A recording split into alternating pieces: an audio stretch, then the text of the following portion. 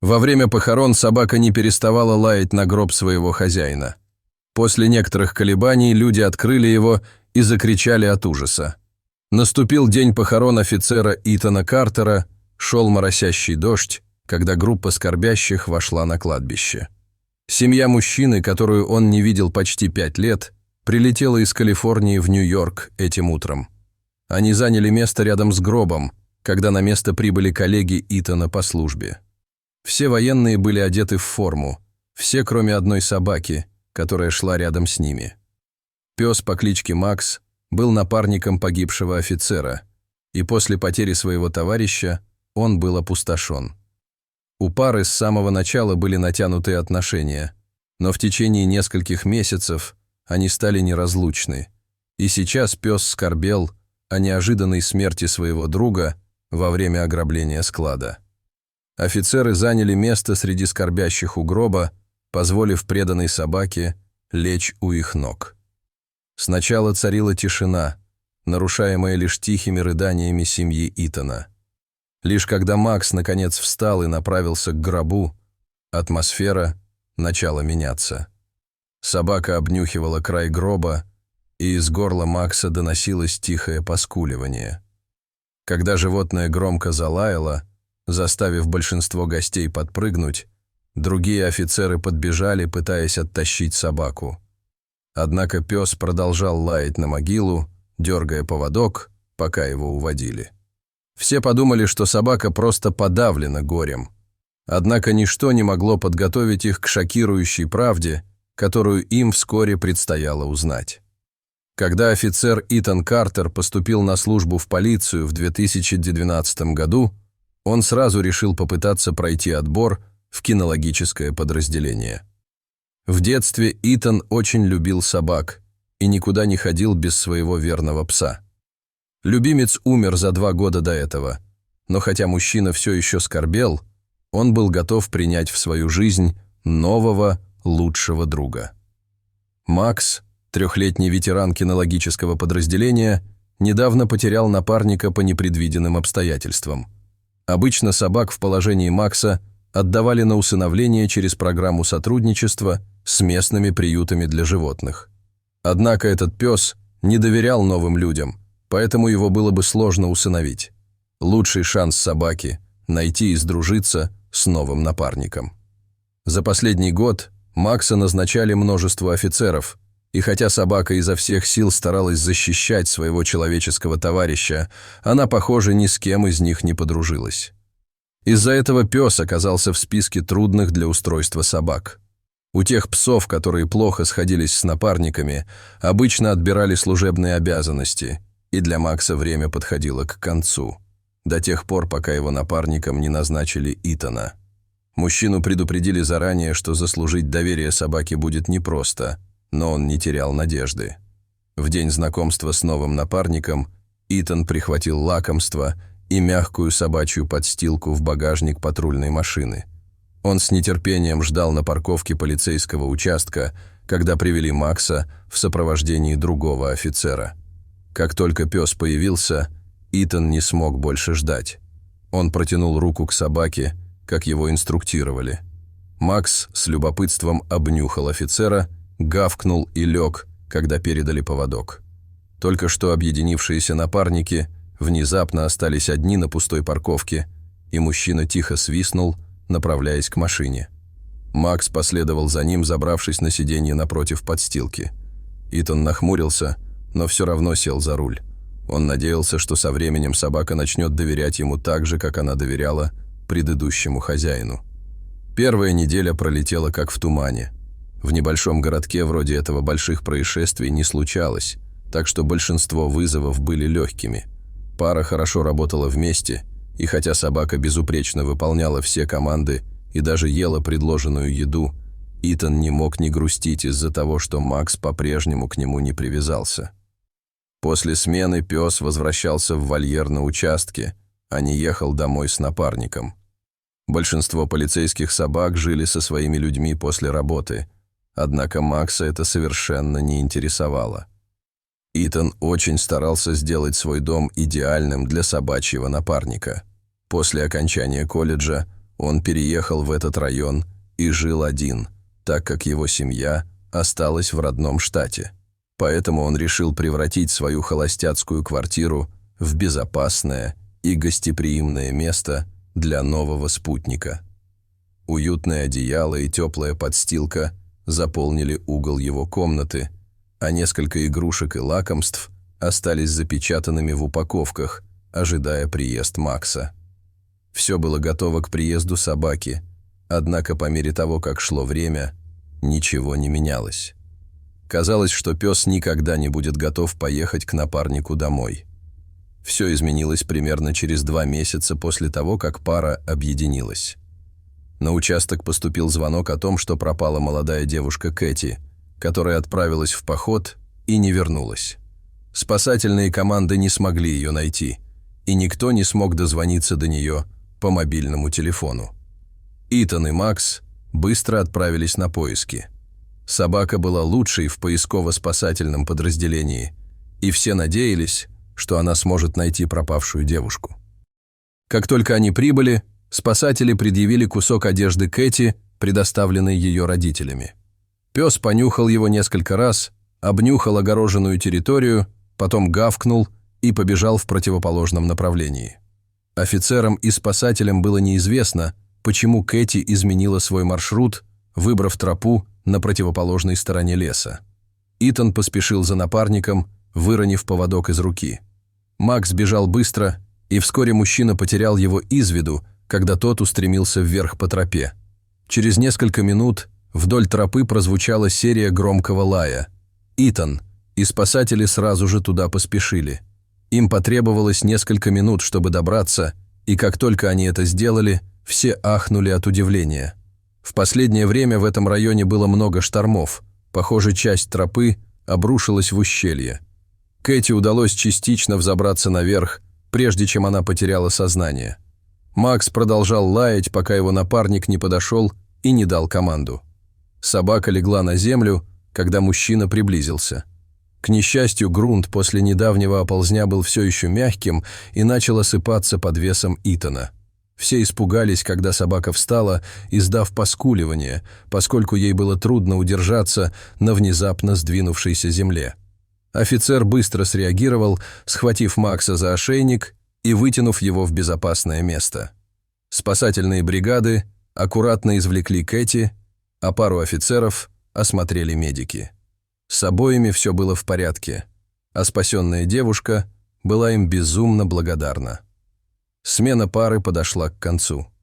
Открыв дверь автомобиля, Итан не смог сдержать слезы. Впервые за 2 месяца собака забралась на подстилку в машине, виляя хвостом, когда мужчина погладил ее по голове. Похоже, ему наконец удалось завоевать доверие нового напарника. В ту ночь, впервые после потери предыдущего хозяина, Макс поехал домой с Итаном, а не ночевал в вольере на участке.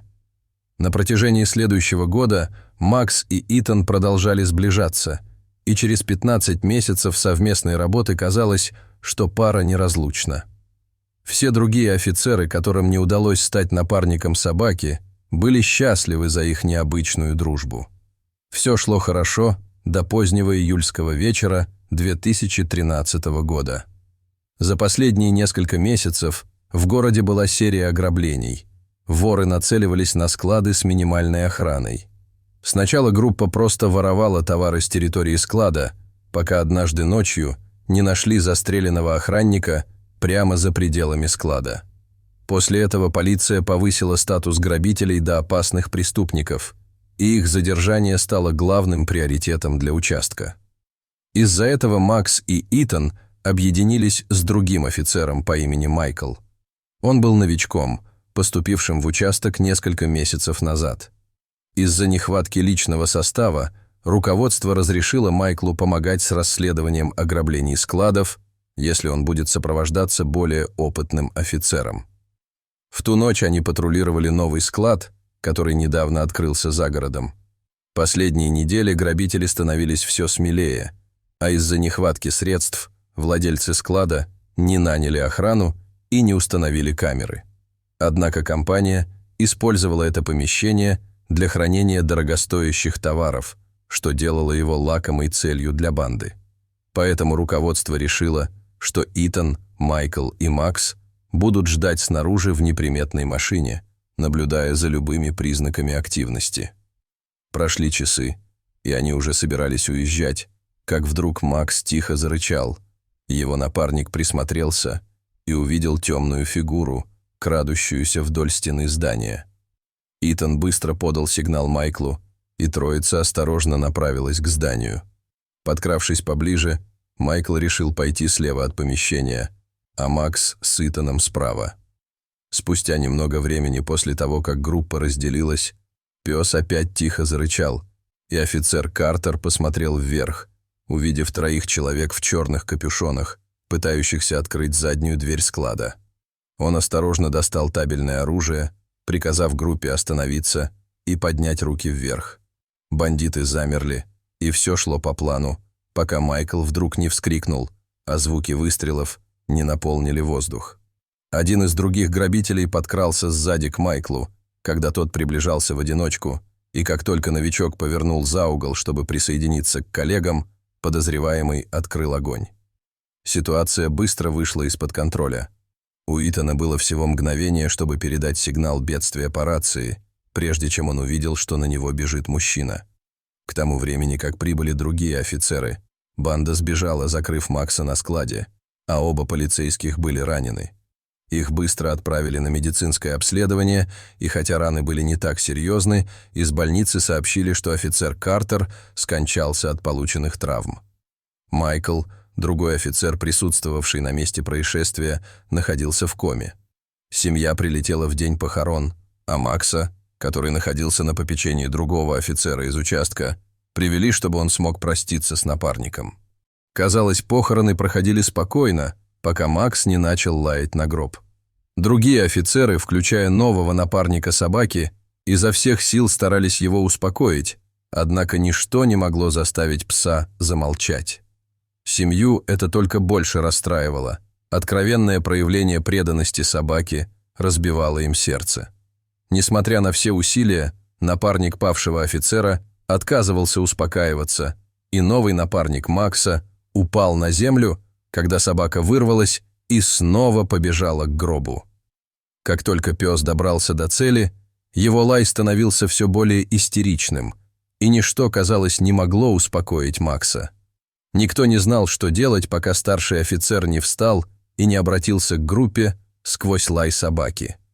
Он сообщил всем, что видел такое поведение кинологических псов раньше, и обычно, как только гроб открывали, и собака видела лицо хозяина, она успокаивалась. Семья была против. Никто не видел тело мужчины, а из-за дальности расстояния и позднего времени прибытия они выбрали закрытую церемонию. Звуки, исходящие от Макса, были душераздирающими, и, не желая видеть дальнейшие страдания преданной собаки, мать павшего офицера согласилась открыть гроб. Представитель похоронного бюро выступил вперед, и когда крышка была приподнята, мать офицера закричала от ужаса. Тело внутри гроба не принадлежало Итану Картеру, и все стояли в шоке, когда женщина встала и потребовала узнать, кто этот человек и куда делся ее сын.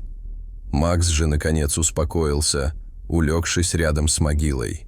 Похоже, собака знала все это время, что гроб не принадлежит ее напарнику, и теперь, когда она привлекла к этому внимание, была довольна лечь там, где находилась.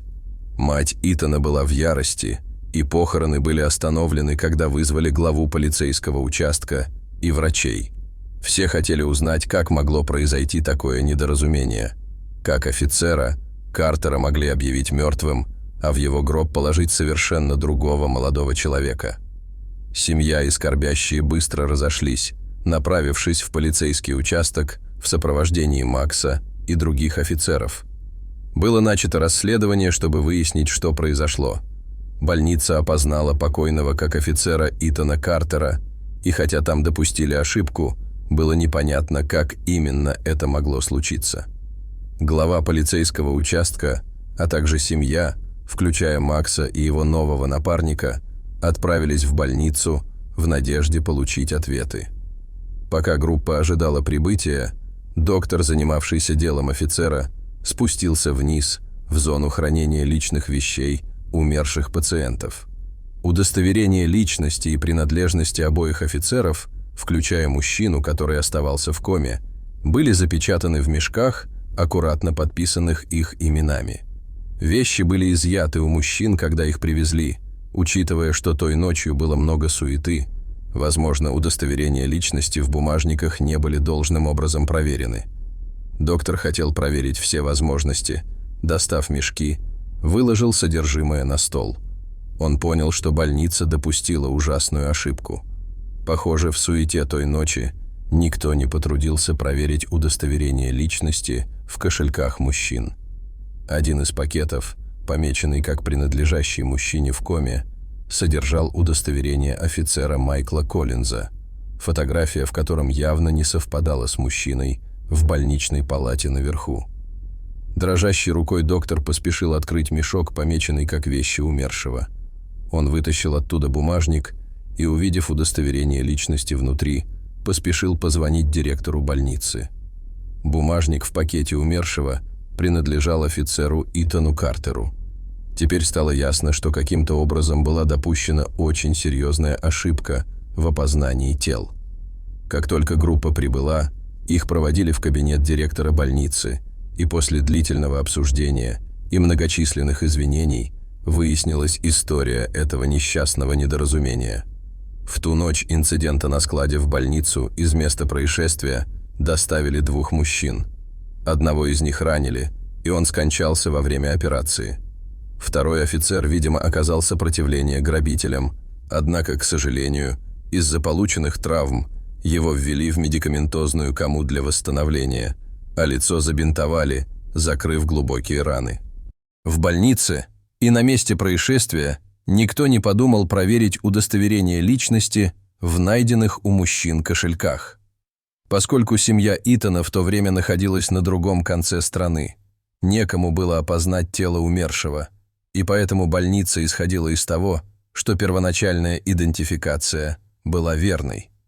Кроме того, из-за нехватки кадров в полицейском участке они также приняли информацию от больницы и организовали похороны на основании полученных документов. Обе семьи офицеров были извещены. Семья Майкла собиралась прибыть на следующий день после похорон Итана. Единственным, кто понял страшную ошибку, был напарник Итана, и если бы не настойчивость Макса в желании открыть гроб, недоразумение так и осталось бы нераскрытым вплоть до момента, когда другого человека похоронили бы в могиле Итана. Обе семьи были в ярости, однако после многочисленных извинений со стороны полицейского участка и больницы было достигнуто соглашение. Похороны были проведены еще раз, на этот раз с офицером Майклом Коллинзом. На этот раз все прошло по плану, и спустя месяц после инцидента на складе Итан, который находился в коме под именем Майкла, очнулся. Мужчина был опустошен, узнав, через что пришлось пройти семье Майкла, и выразил свои соболезнования родственникам павшего коллеги. Итану потребовался еще месяц, чтобы полностью оправиться от травм. Макс все это время был рядом с напарником. Через год, несмотря на плохой опыт с грабителями склада, Итан сдал экзамен на переквалификацию, чтобы вернуться на службу вместе с другими офицерами. Мужчина блестяще сдал и воссоединился со своим верным напарником Максом. Дорогие зрители, что вы думаете об этой истории? Поделитесь своими мыслями в комментариях. А если вам понравилось это видео, то ставьте лайк и подписывайтесь на наш канал. До свидания.